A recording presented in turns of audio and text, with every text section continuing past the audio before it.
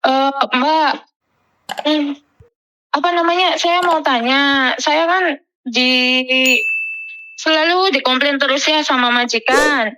Hmm. Dari awal, pokoknya tiap minggu ada aja salah dikit langsung nelpon agent ya. Terus pas 3 bulan ngambil KTP iya 3 bulan kan KTP jadi tuh. Terus agent nanya katanya, "Majikan kamu masih suka komplain nggak? Masih suka kayak gitu nggak? Maksudnya sikapnya kayak gimana?" "Ya masih Mbak," kata saya tuh ya. "Ya udah Ji emang maafan," bilangnya gitu agent aku tuh Mbak. Terus tuh intinya paling lama-lamanya tuh 2 minggu, nggak komplain tuh nanti komplain lagi. Tapi pas sekarang tuh komplainnya bilangnya bukan mau itu ke agent, dipulangin ke Indo. Tanya. Terus pas perihal pas dulu apa namanya? Nanti intinya sih nanti 5 hari setelah Lebaran Cina nanti ketemuan sama agent bilangnya gitu. Ya udah, jadi ketemuan tanggal 16 kemarin tuh Mbak di Manhattan Hill tuh sama agent, sama aku, majikan, sama penerjemah. Terus tuh majikan bilang gini, intinya sih ya ngasih waktu aku 1 bulan buat bisa ngomong. Intinya sih bisa ngomong, bisa lancar gitu tuh. Masaknya harus bisa gitu. Aku masak yang diajarin di sini bisa, tapi kalau menu yang ruwet-ruwet aku jujur aja belum ngerti. Terus anaknya harus mau sama aku gitu. Sedangkan kalau di di rumah majikanku anak mau sama aku Mbak. Tapi kalau udah ke rumah neneknya kan ada Filipina, anak tuh nggak mau sama aku. Terus kerjaan saya udah pernah komplain sama agent nggak sesuai kontrak. Saya bilangnya, saya kan kerja kan di Junuan ya. Tapi nyatanya di sini kan bolak-balik gitu. Anaknya jadi kalau pagi ke rumah nenek, sekolahnya kan di rumah nenek. Terus kalau pokoknya aktivitas di rumah nenek anak tuh. Nanti kalau ibunya pulang, baru anaknya kan 3. Kadang 1 di bawah ibunya, kadang di sini gitu tuh.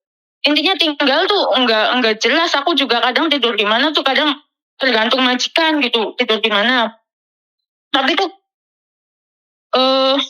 kan waktu interview tuh bilangnya nanti kalau anak sekolah bantu nenek. Iya cuma sekedar bantu di rumah nenek doang, tapi nggak bilang kalau di sini ada CC Filipinnya tuh nggak bilang.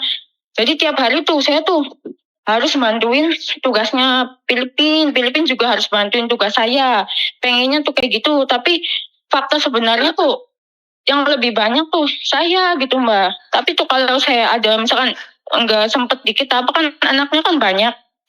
Filipinnya tuh selalu ngadu-ngadu gitu sama nenek yang dia jaga. Jadi tuh ibunya majikannya tuh yang jaga Filipin, neneknya itu saya kerja di anaknya gitu. Jadi tuh pengennya saling bantu gitu ya. Tapi si Filipin di sini tuh ya suka cari muka, suka gitu tuh Mbak. Jadi tuh suka ngadu gitu. Jadi majikan saya tuh lapor lagi ke agent, lapor lagi ke agent. Sampai sekarang pas saya udah 6 bulan sekarang udah habis potongan nih. Dia bilang kayak gitu. Sedangkan saya kan katanya kan dikasih libur katanya sebulan 2 kali. Sana kamu pergi liburnya sama agent kamu biar kamu diajarin lah intinya gitu. Sedangkan agent saya kan penerjemah tuh liburnya Minggu, sayanya Sabtu. Tapi tuh nggak mau kalau sayanya Minggunya libur diseling sama Filipin tuh nggak mau, kamu tetap Sabtu. Jadi ya aku bisanya kan segini gitu, tapi dia nuntutnya suruh bisa semua gitu. Yang saya tanyain tuh kalau nunggu sebulan tuh maksudnya tuh bulan depannya tuh beneran pergi apa enggak gitu Mbak. Sedangkan saya kan bilang ke agent, kataku tuh tolong cariin majikan baru, kata saya tuh. Terus kata agentnya coba dulu. Kan tapi kalau kata CC yang udah lama itu tuh udah pasti katanya tuh nggak mungkin kalau majikan sini udah bilang nunggu nggak jadi tuh nggak mungkin. Katanya kamu cepetan cari yang baru. Sedangkan saya nggak ada ruang bebas buat pergi nyari majikannya, nggak tahu saya mau minta tolong ke siapa gitu. Sayanya sendiri juga bingung gitu. Jadi saya tuh masih mau kerja gitu. Tapi tuh ya gimana Mbak? Saya keder kalau misalkan cari yang baru juga gimana. Agent sayanya bilangnya coba dulu aja gitu. Sedangkan udah dikasih waktu sebulan. Sebulannya tuh nanti tanggal 16 bulan depan. Oke, jadi kamu sebenarnya dikasih waktu 1 bulan itu untuk kamu bekerja lebih baik lagi, itu maksud majikan. Tapi kalau kamu bekerja tidak baik, ya udah kamu dikeluarkan gitu loh. Sebenarnya kayak gitu itu majikan menurut pendapat saya adalah lebih baik dia ngasih kamu kesempatan daripada kamu tiba-tiba dikeluarkan. Karena itu kamu harus punya punya punya apa ya? Punya kekuatan untuk kerja lebih baik lagi sampai tanggal 16. Kalau majikan merasa bahwa kamu lebih baik lagi, otomatis kan dia mikir-mikir kamu nggak akan diinterminate. Karena saya sendiri juga pernah punya pembantu yang dimana keluarga saya nggak bisa berbicara dengan dia. Tapi dia kerjanya sregep banget, kerjanya rapi banget, bersih banget. Jadi saat kita mau berpikir untuk diinterminate itu nggak jadi. Karena dia punya kelebihan selain dia nggak bisa bahasa, nggak bisa masak, tapi dia bersih banget. Nah, pertanyaan sekarang adalah apa kelebihan kamu untuk bertahan di tempat itu?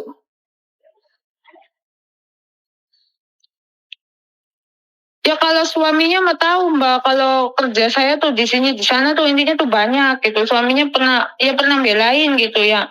Tapi di sisi lainnya istrinya tetap kalau misalkan saya nggak sempet gitu tuh karena anaknya kan schedule-nya muter gitu.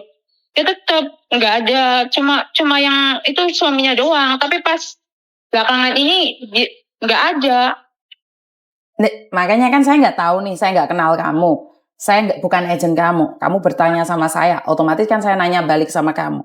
Untuk kamu bertahan di rumah itu, apa alasannya hingga majikan mau mempertahankan kamu? Kamu sregep, kamu nurut, atau kamu ya udah diinterminate pergi aja cari majikan lain? Terus aku juga pernah kehilangan uang tuh Mbak pas bulan kedua. Maksudnya kehilangan uang? Ya hilang. Aku taruh kan karena aku nggak ada waktu luang gitu. Jadi aku tuh setelah nganter anak tuh bayar gitu, bayar ke agent, bayar potongan gitu loh. Ya bangun tidur itu lo ada. Ya tapi pas nggak adanya itu aku bilang buka aja sih CCTV buka. Tapi sama majikan aku itu nggak bisa dibuka katanya nggak ada apanya chipnya bilangnya gitu. Terus katanya kamu nuduh PL katanya yang ambil mau nuduh gimana orang nggak ada bukti kataku tuh. Nanti katanya yang majikan cewek mau nanyain ke kamu nanti gimana iya tapi sampai sekarang juga nggak ditanyain. Terus ya udahlah aku ikhlasin aja gitu. Cuma yang jadi beban sekarangnya tuh Mbak uh, untuk deket sama anak tiganya itu loh Mbak susah banget. Kalau aku ngedeketin dia tuh mukul nyakar semuanya gitu. Tapi tuh ya aku juga ngerti karena aku juga orang baru ya.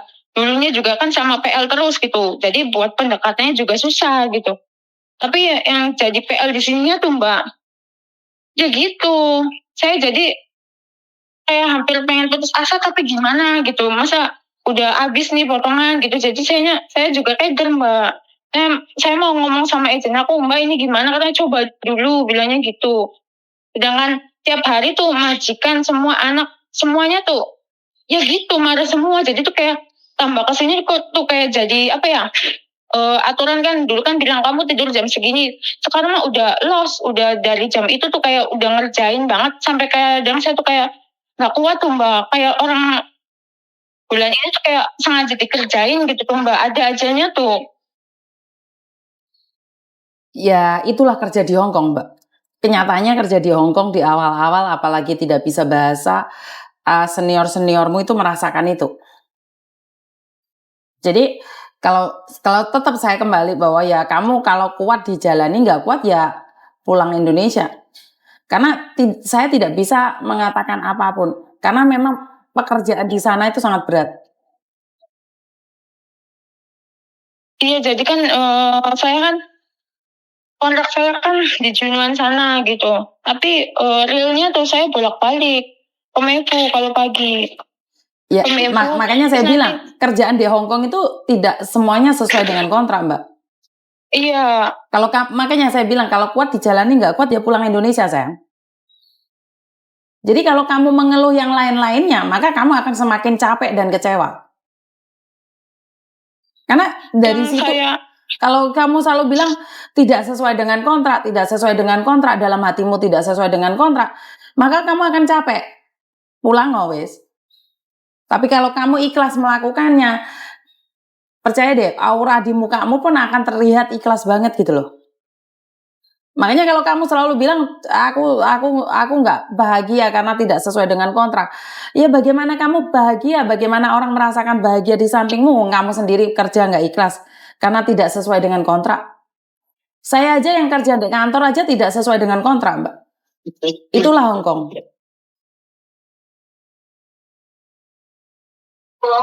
yang saya tanyain tuh Miss, kalau misalkan iya ya, maksudnya tuh kalau misalkan iya gitu loh, jadi dikeluarin gitu loh, aku tuh harus gimana mau cari Ya pulang majikan Indonesia laginya loh. tuh Miss? Pulang Indonesia masuk PT lagi, cari majikan lagi, potongan lagi. Potongan lagi dari pertama lagi. Ya saya nggak tahu kan PT-mu yang menentukan sayang. Kamu nggak bisa pindah agent, nggak bisa pindah PT, balik lagi PT tersebut. Potongannya berapa lagi saya nggak tahu karena peraturan satu-satu PT kan nggak sama. Lah sekarang majikanmu pulang aja kamu berani teleponan, Dok? Enggak Miss, ini saya ini Dari mana?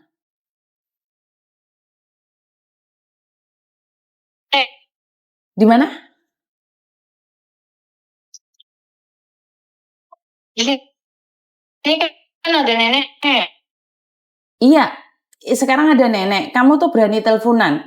Padahal kalau senior-seniormu itu kalau ada neneknya, ada siapa aja, itu HP ditaruh loh, Dok.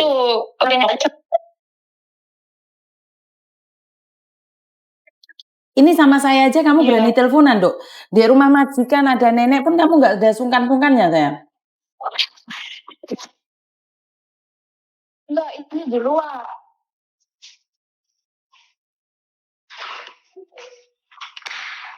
Ini saya baru datang. Iya, kamu baru datang teleponan.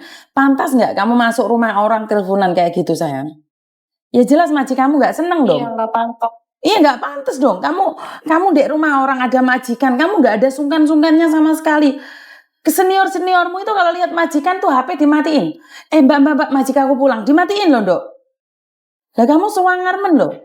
Masuk rumah majikan, HP tetap ngobrol sama aku. Kamu nggak ada takut-takutnya, sayang. Nggak ada sungkan-sungkannya. Ya jelas majikan nggak suka, Dok.